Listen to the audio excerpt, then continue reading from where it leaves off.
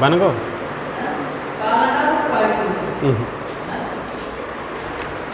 Hello student,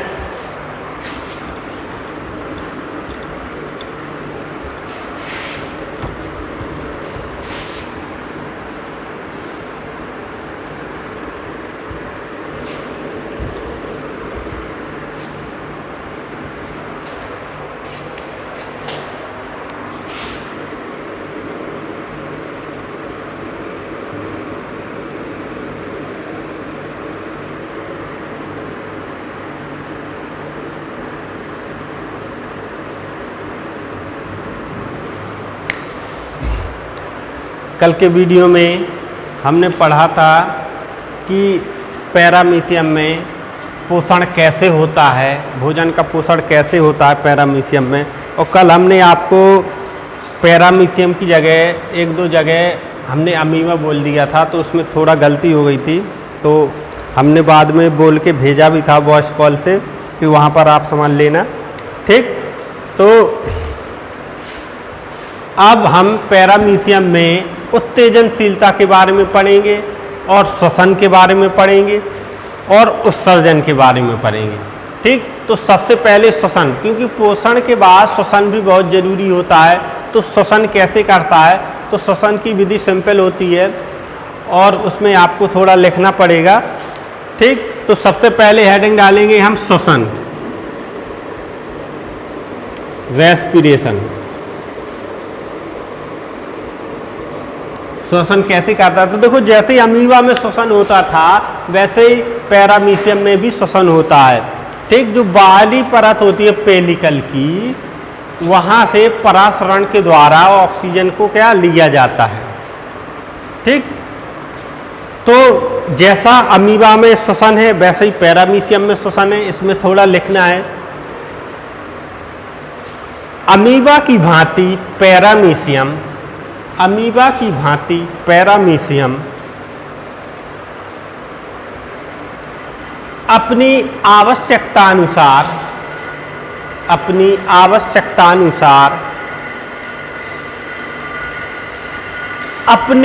समस्त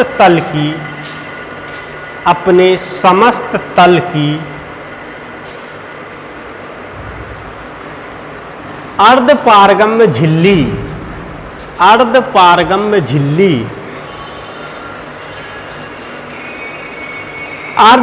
झिल्ली देखो जो बाहर होती है, जो पेलिकल होता है वो काय का बना होता है, अर्धपारगम्य झिल्ली का बना होता है। अर्धपारगम्य झिल्ली क्या होती है, जिससे खाद्य पदार्थ या जो तरल होता है उसका आदान प्रदान कोशिका द्रव से बाहर, बाहर से कोशिका द्रव होता रहता है अर्धपारगम्य झिल्ली से, ठीक। तो जो अर्धपारगम्य झिल्ली होती है उसे ही पेलिकल कहते हैं, और जो पेलिकल होता है वो अर्धपारगम्य होता है, मतलब तरल पदार्थों का, गैसों का आदान प्रदान इससे होता रहता है। पेलिकल द्वारा जल से ऑक्सीजन, पेलिकल द्वारा जल से ऑक्सीजन। अब जल से ऑक्सीजन क्या, वायुमंडल से सीधे ऑक्सीजन नहीं लेता, जो जल में घुलित ऑक्सीजन होती है उसी का उपयोग करता है पैरामीशियम श्वसन के लिए। अब जल में घुलित ऑक्सीजन का प्रयोग तो सभी करते हैं, जो जलीय जीव होते हैं या जल में रहते हैं सभी जीव जल में घुलित ऑक्सीजन का ही उपयोग करते हैं, ठीक।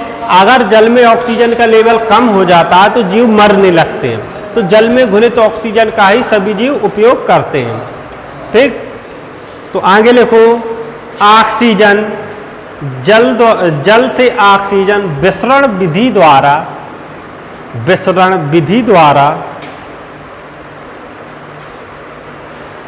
ग्रहण करता है, विसरण विधि द्वारा ग्रहण करता है।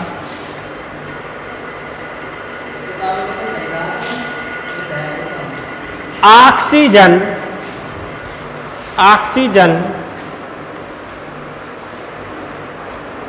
शरीर के अंदर, ऑक्सीजन शरीर के अंदर संचित शर्करा को, ऑक्सीजन शरीर के अंदर संचित शर्करा को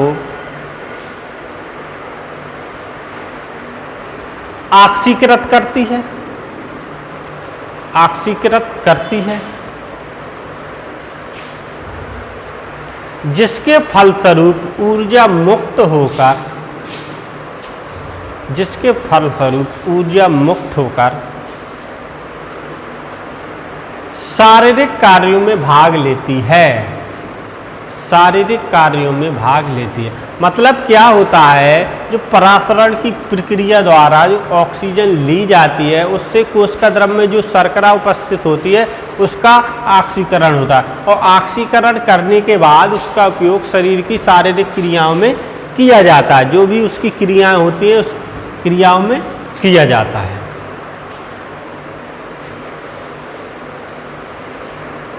तथा कार्बन डाइऑक्साइड गैस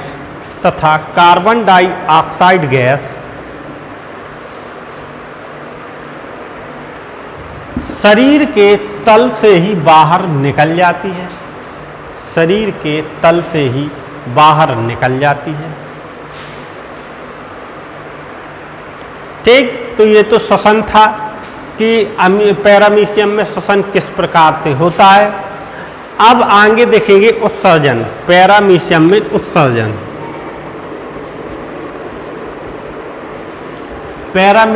उत्सर्जन किस प्रकार से होता है।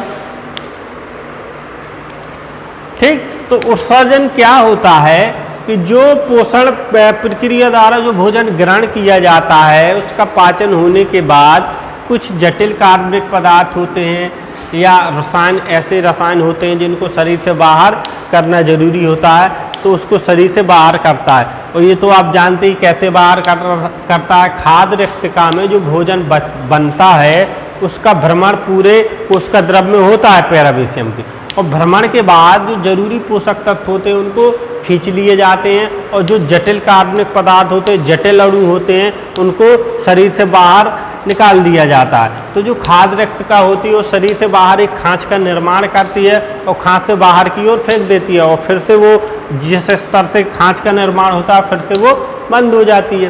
ठीक, तो इसमें लिखो विभिन्न प्रकार की उपापचयी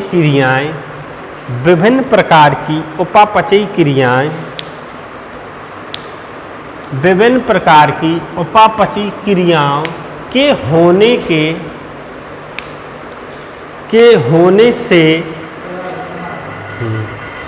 के होने से कन्वर्टर कर रहेगा के होने से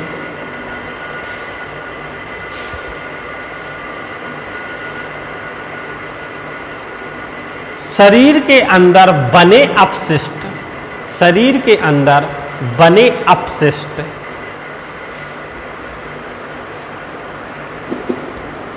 पदार्थ जैसे यूरिया, यूरिक अम्ल,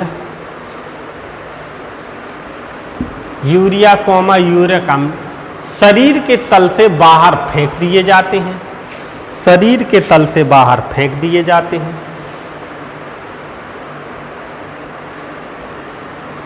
तथा इन पदार्थों का कुछ अंश जल में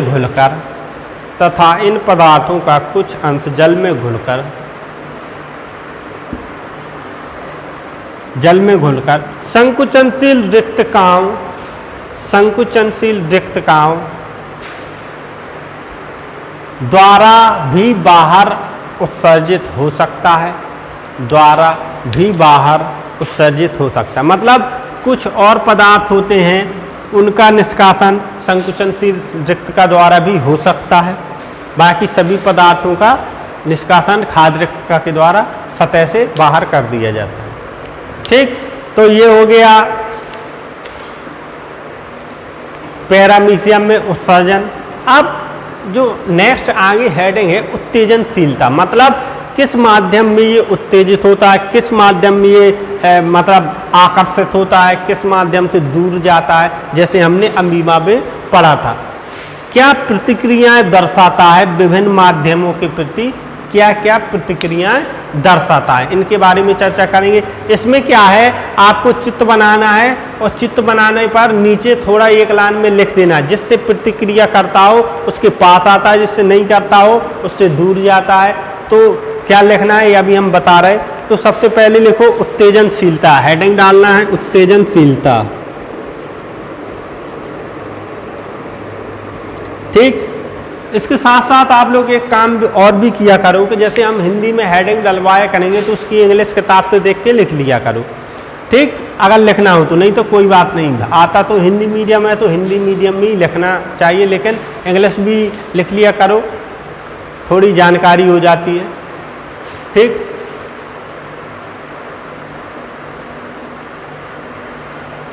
इसमें लिखना है उत्तेजनशीलता में अमीबा तथा अन्य प्राणियों, अमीबा तथा अन्य प्राणियों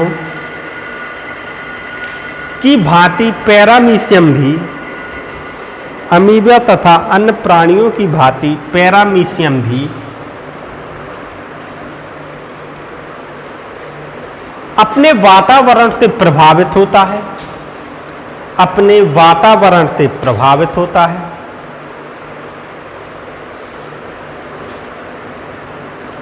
और बाह्य उद्दीपनों का उत्तर देता है, और बाह्य उद्दीपनों का उत्तर देता है।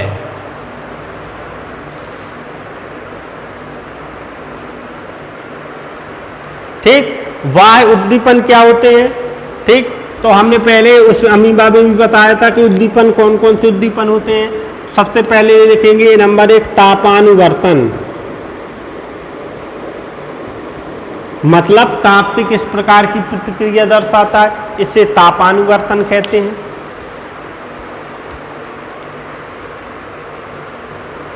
ठीक, तो तापानुवर्तन में एक चित्र बना है आपका, इस प्रकार से चित्र आपको बना लेना है।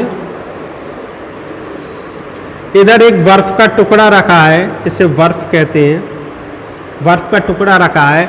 तो यहाँ जो जल है पूरे में, एक नली है, कांच का बीकर है, इसमें पूरे में जल भरा है। यहाँ पर बर्फ का टुकड़ा है, इसका टेम्परेचर है 10 डिग्री सेंटीग्रेड। ठीक, इसका है 25 डिग्री सेंटीग्रेड। और इधर गर्म किया है कुछ, या गर्म पानी कुछ भी हो, इधर है 35 डिग्री सेंटीग्रेड। बीच में कुछ अमीबीज है, पैरामीशियम है।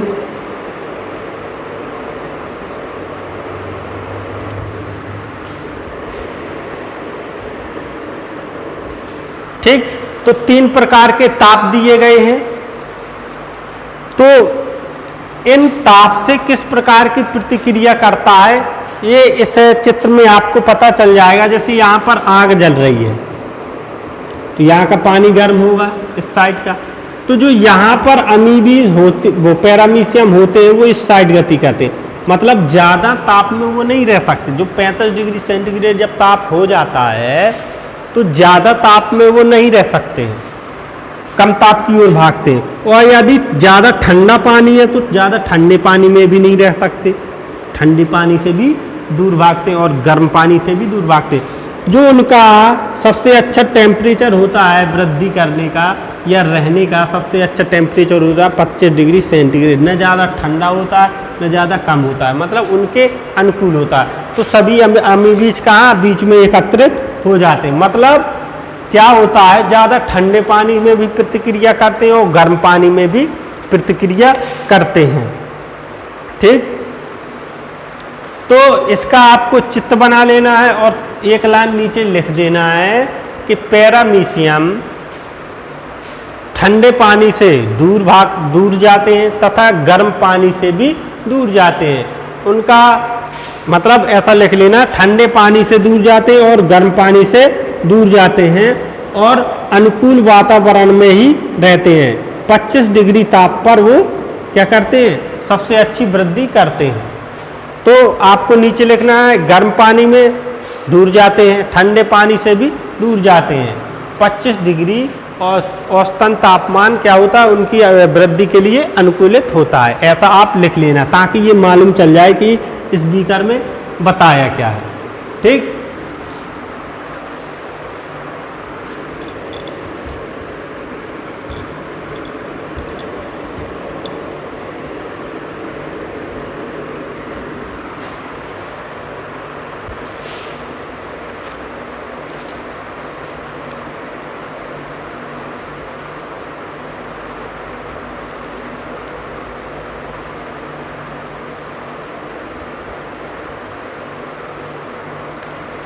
एक बार और बता दे रहे, लिख लेना।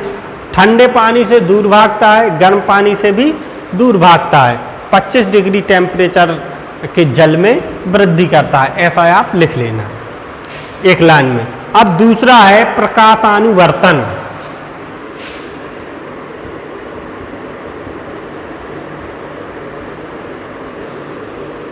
दूसरे में लिखना है प्रकाशानुवर्तन, मतलब प्रकाश में किस प्रकार की प्रतिक्रिया करता है। जैसे अब एक बीकर हुआ, इधर अंधेरा है इतने में और इधर तीव्र प्रकाश है, तो ये तीव्र प्रकाश से भी प्रतिक्रिया करता है और कम प्रकाश की ओर भागता है। और इधर क्या है, अंधेरा है, अंधेरे से भी ये प्रतिक्रिया करता है और प्रकाश की ओर भागता है। मतलब न ज्यादा तीव्र प्रकाश हो न ज्यादा कम प्रकाश हो। तीव्र प्रकाश में ये विपरीत दिशा में गति करता है और कम प्रकाश में वो अंधेरे में भी ये विपरीत प्रक्रिया करता है।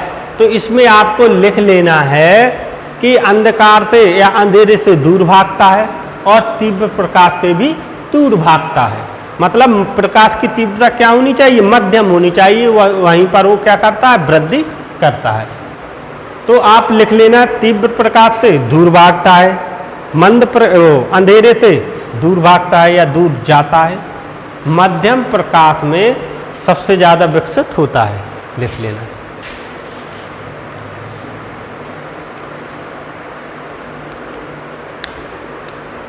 अब जो नेक्स्ट है स्पर्शानुवर्तन नहीं लिखना है, रसायनानुवर्तन लिखना है।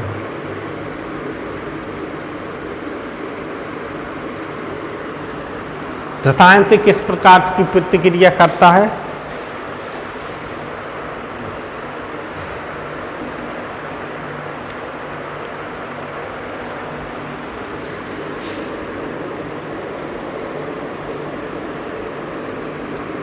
इस साइड के पानी में क्या है, तीव्र अम्ल घुले हैं, तीव्र अम्ल, इधर मंद अम्ल।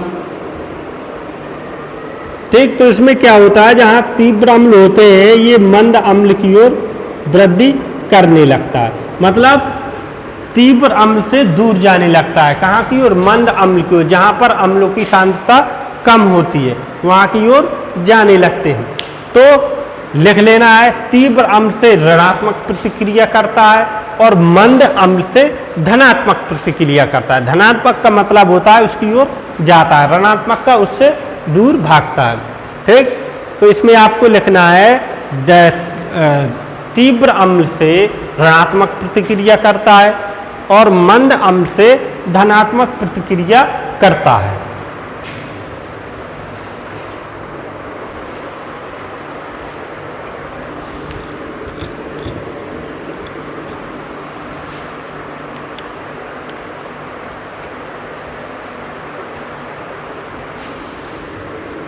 रिहोटैक्सिस, रिहोटैक्सिस का मतलब होता है जलधारा। जलधारा क्या होती है कि जल की धारा की दिशा में गति करता है। अब जल क्या होता है, जैसे जल नदी बह रही है या कोई झरना बह रहा है तो ऊपर के जल की गति क्या होगी, तीव्र होगी।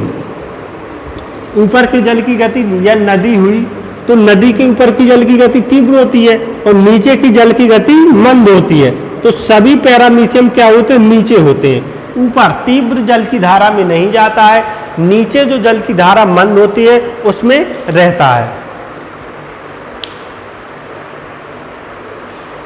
ठीक, तो इसमें आप लिख सकते हैं मंद जल की धारा में गमन करता है, मतलब तीव्र जल की धारा में गमन नहीं करता है, तो लिखेंगे मंद जल की धारा में गमन करता है। अब आगे है विद्युतानुवर्तन। विद्युतानुवर्तन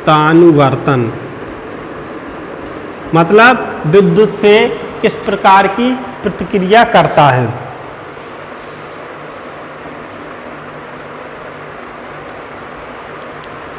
तो इसमें क्या होता है, दो एनोड डाल दिए जाते हैं, एक साइड धनात्मक, एक साइड ऋणात्मक। तो धनात्मक एनोड पे जब हम इलेक्ट्रिसिटी डालते हैं तो धनात्मक से ऋणात्मक की ओर गति करता है, मतलब धनात्मक से ऋणात्मक की ओर गति करता है।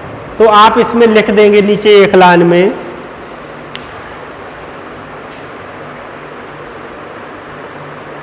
एक मिनट रुकना,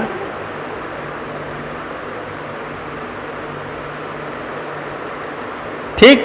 तो ये धनात्मक है, धनात्मक से कहाँ जाता है, ऋणात्मक की ओर गति करता है। तो आप नीचे एक लाइन में लिख देना है कि धनात्मक से ऋणात्मक की ओर गति करता है, मतलब धनात्मक एनोड से ऋणात्मक एनोड की ओर गति करता है। अब नीचे है गुरुत्वानुवर्धन। अब गुरुत्वानुवर्धन में क्या होता है, ग्रेविटी का भी उस पर प्रभाव पड़ता है। अब ग्रेविटी का क्या प्रभाव पड़ता है, जैसे कोई जल की सतह है,